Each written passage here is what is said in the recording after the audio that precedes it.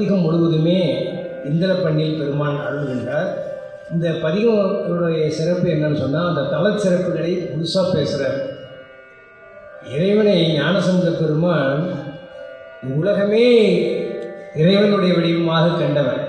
அந்த தலத்தையே இறைவனாகத்தான் பார்க்குறார். அந்த தலத்தில் உள்ள கடற்கரையாக இருந்தாலும் சரி, கோயிலாக இருந்தாலும் சரி, பூக்களாக இருந்தாலும் சரி, மரங்களாக இருந்தாலும் சரி, யாராக இருந்தாலும் சிவமாக பார்க்குறார். பெரியவங்க அப்படி தான் பார்ப்பாங்க.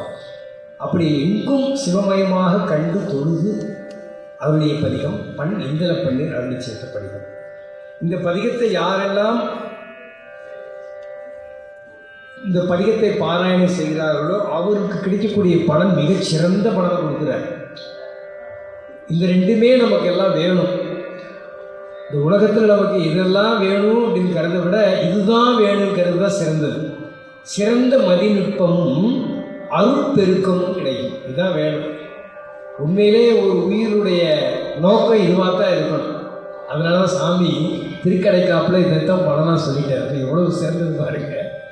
நல்ல மதிநுட்பமும் அருட்பெருக்கம், அருட்செல்வம் அதுதான் முக்கியம். அருட்செல்வமும் நல்ல அறிவும் தான் ஒருத்தருக்கு வேணும். இந்த மதிநுட்பமும் அருள் செல்வத்தை பற்றி நான் சொல்லிட்டேன்னா உங்களுக்கு அப்புறம் இந்த பதிகத்தை பற்றி நான் எல்லாம் அந்த பதிகத்தை விளக்கமாகவே நம்ம எடுத்துக்கொள்ளலாம். அது நம்ம ஏன் வேணும் அப்படின்னா, இந்த உலகத்தில் எத்தனையோ செல்வங்கள்லாம் இருக்குது இல்லைங்களா. சகல செல்வம்னு சொல்லுவோம் இல்லைங்களா. பொருள் பொண்ணும் பொருளும் ஒரு செல்வம் தான்.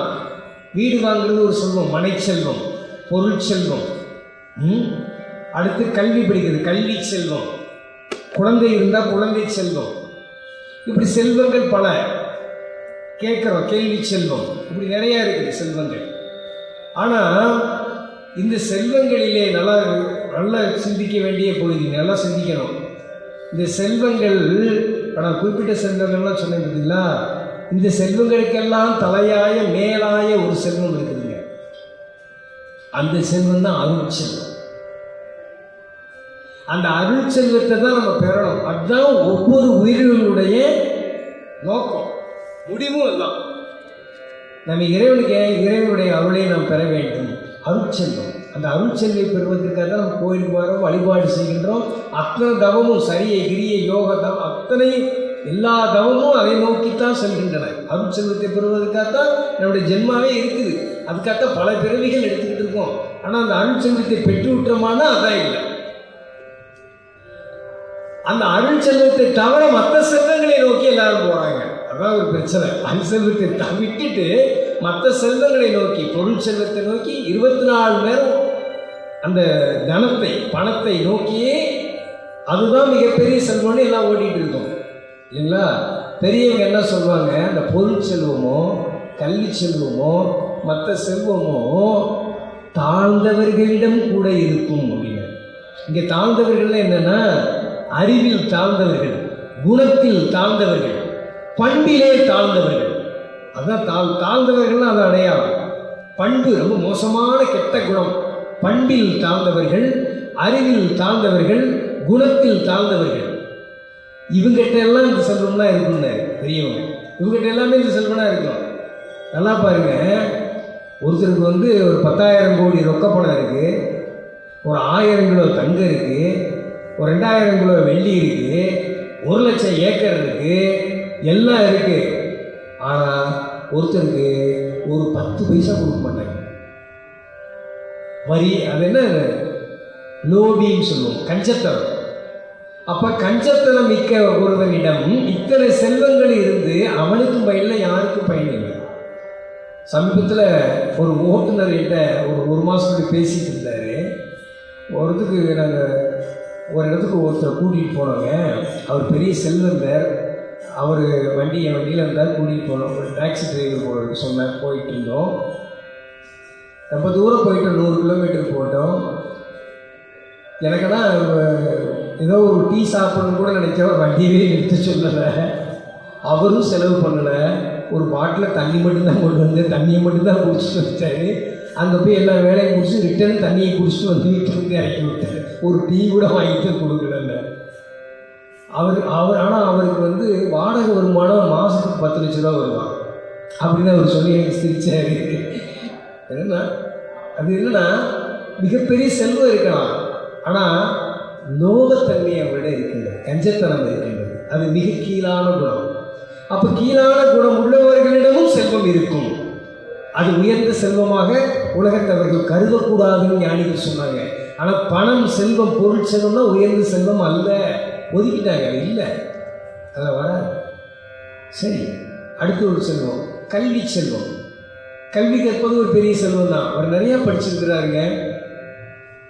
சரி, நிறையா படிச்சுருக்கோம். ஏபிசியில் இஜெட் வரை பின்னாடி ஒரு பேர் போட்டுக்குவார். ஒரு 20 எழுத்தாவது இருக்கும், ஒருத்தனை படிச்சிருக்கேன்னு சொல்லி போட்டிருப்பார். அவர்கிட்ட ஒரு ஒழுக்கம், நல்ல பண்பு இருக்குமான இருக்கார். ரொம்ப படித்தவர்கிட்ட பண்பும் அந்த ஒரு நல்ல திறன் பார்த்துருக்கமான இருக்கார். ரொம்ப பேர்கிட்ட இருக்கார். படித்தவர்கிட்ட நல்ல பண்பாளராக இருக்கிறாங்கன்னா கல்வி கற்றவர்களிடமும் நல்ல பண்பு இல்லாதவே நாம் காண்கின்றோம். அப்போ அந்த கல்வி செல்வத்தினால ஒரு பயனும் கிடையாது. அதனால் பணச்செல்வத்தால் இல்லை, கல்வி செல்வம். இவர்கள் கீழே அந்த தாழ்ந்த குணம் உள்ளவர்களிடமும் அந்த கல்வி செல்வம் இருக்கும், பொருள் செல்வம் இருக்கும். அதனால் தாழ்ந்தோர்களிடமும் அது உண்டு, இல்லைங்களா? ஆகவே அடுத்து ஒருத்தர்கிட்ட எண்ணற்ற பணங்கள் இருக்கும், இல்லைங்களா? ஆனால் அறிவுன்றது சுத்தமாக இருக்காது. அறிவே இல்லாதவங்கள்ட்ட பணம் இருப்பதை நான் இருக்கிறோமா இல்லையா? ஆகவே அறிவு இல்லாத தாழ்ந்தவர்களிடமும், நற்குணம் இல்லாத தாழ்ந்தவர்களிடமும், இல்லைங்களா, நல்ல பண்பில்லாதவர்களிடையும் இந்த செல்வங்கள் எல்லாம் இருக்கின்றதை நாம் கண்கூட காண்கின்றோம். ஆகவே அந்த செல்வம் எல்லாம் சாதாரண செல்வம், இதெல்லாம் செல்வம் அல்ல அப்படின்னு சொன்னவர் ரொம்ப பெரியவர். நான் சொல்லலை, திருவள்ளுவர் சொல்றார். துறவியல்ல முதல் குறள் இதுதான். துறவு அப்படின்னு எடுத்தோடனே முதல் குறள் தான் சொல்றார். அருமையாக சொல்றார். என்ன சொல்றார்? அருள் செல்வம் செல்வத்துள் செல்வம், பொருள் செல்வம் பூரியா கண்ணும் உள அப்படின்னு. இந்த பொருள் செல்வத்தில் உள்ளவங்களெல்லாம் கண்ணால் பார்த்துட்டு இருக்கோம். தாழ்ந்தவர்களிடமும் அது இருக்கின்றது, அதனால் அது உயர்ந்த பொருள் அல்ல அப்படின்னு. ஆனால் உயர்ந்தோரிடம் ஒரு செல்வம் உண்டு, அது அருள் செல்வம். உயர்ந்தோரிடம் மட்டும் உள்ளது, அதுதான். அது உயர்ந்தோரிடம் மட்டும்தான் இருக்கும் அப்படின்னு தெளிவாக வள்ளுவரே சொல்றார். அப்படிப்பட்ட உயர்ந்தோரிடம் இருக்கின்ற அருள் செல்வத்தை தரக்கூடியது இந்த பதிகம் ஞானசம்பந்தர். அது என்ன அருள் செல்வம்? அதையும் கேட்கலாம். அருள் செல்வம் என்ன? அருள் செல்வம் உடையவர்கள் எப்படி இருப்பார்கள் அப்படின்றத அவங்களுடைய இலக்கணம் சொல்லலாம். அருள் செல்வத்தை விட அருள் செல்வர்களுடைய குணங்கள், அந்த பண்புகள், கேரக்டர் சொல்லலாம், அது எப்படி இருக்கும் அப்படின்றத நம்ம சொல்லலாம். அருள் செல்வம் உடையவர்கள் பிற உயிர்களை தன் உயிர் கூட நேசிப்பார்கள். பிற உயிர்கள் துன்பப்படுவதை கண்டு கலங்கி கண்ணீர் ஊற்றுவார். ஐயோ, இவ்வளவு வேதனைப்படுது. தன்னால் ஆன இயன்ற உதவியை உடனடியாக போய் செய்வார்கள். எந்த விதமான எதிர்பார்ப்பும் இன்றி உடனடியாக அந்த உதவியை செய்வார்கள். எல்லா உயிர்களையும் நேசிப்பார்கள். இந்த குசேலர் கண்ணபிரான் வரலாறு உங்களுக்கெல்லாம் தெரிஞ்சிருக்கும். இந்த குசேலரை ஏன் போற்றுறான்றதுக்கு ஒரு உதாரணம் பாருங்க. அவர் அருள் செல்வம் உடையவர் குசேலர். ஆனால் அவர்கிட்ட பொருள் செல்வம் இல்லை. குசேலரிடம் அருள் செல்வம் இருந்தது, பொருள் செல்வம் இல்லை. ஆனால் அதுக்கு கவலையே படலை. அவர்கிட்ட எப்படி திரும்ப அருள் செல்வம் இருந்தது? ஒரு நாள் அவங்க மனைவி சொன்னாங்க, உங்கள் நண்பர் தான் மன்னராக இருக்கிறாரு கண்ணபிரான், ஒரு நாள் அவர் போய் பார்த்துட்டு வாங்களே அப்படின்னாரு. அவர் இப்போ போவோம், நாளைக்கு போகட்டும், ஒரு நாள் போகணும். பல வருஷம் கழிச்சு ஒரு நாள் போகிறது முடிவெடுத்துட்டாரு. அவரை பார்க்குறக்க கொஞ்சம் அவளை ஒரு அடுக்கு கண்ணையில் கட்டிட்டு போகிறாரு. சாலை வழியாக போகிறாரு. சாலையில் 2 புறம் பெரிய பெரிய மரங்கள் இருந்தது. அந்த காலத்தில் எப்படி இருந்தது? இப்போலாம் வெட்டிட்டாங்க. 2 புறமும் மரங்கள் நிறையா இருந்தது. மரங்கள் இருந்தால் நல்ல நிழல்கள் இருக்கும். ஆனால் குசேலர் என்ன பண்ணுறாருன்னு நடு சாலையில் நடந்து போகிறாரு. கொதிக்கும் வெயில், சித்திரை மாதம் வெயில், கொதிக்கிற வெயில் நடந்து போகிறாரு. எப்படி சுடும். அப்போ ஒருத்தர் கேட்டார் நண்பர், ஏன்பா கொதிக்கிற வெயில் ஏன் இப்படி போகிறா, மரத்தோடு போக வேண்டியதானே அப்படின்னாரு. எனக்கு தெரியும் பாப்பா அப்படின்ட்டு அவர் வாட்டி போயிட்டே இருக்கார். ஏன் தெரியுமா போனார்?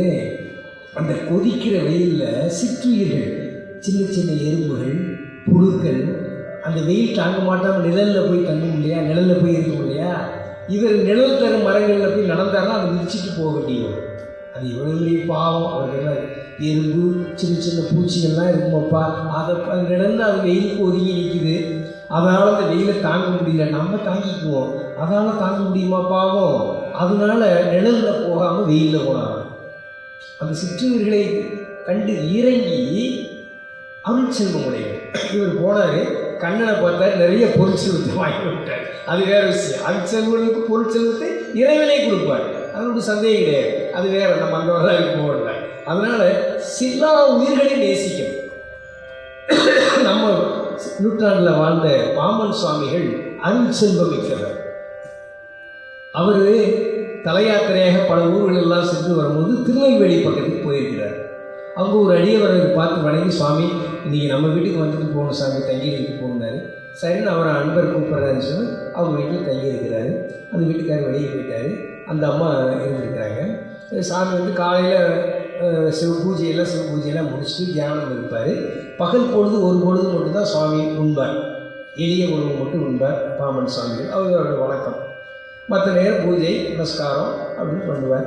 காலையில் எழுந்திரிச்சு தாமிரபரணியில் நீராடிட்டு வந்து பூஜை தியானங்கள் ஈடுபட்டு தியானம் ஒரு 10 மணி ஆப்பில் தியானத்தை பண்ணி நடந்துட்டு ஒரு திண்ணையில் வந்து உட்காரலாம் அப்படின்னு வீட்டுக்கு ஒரு தாழ்வாரத்துக்கு நெல் பகுதியில் உட்கார்ந்துருக்கிறாரு.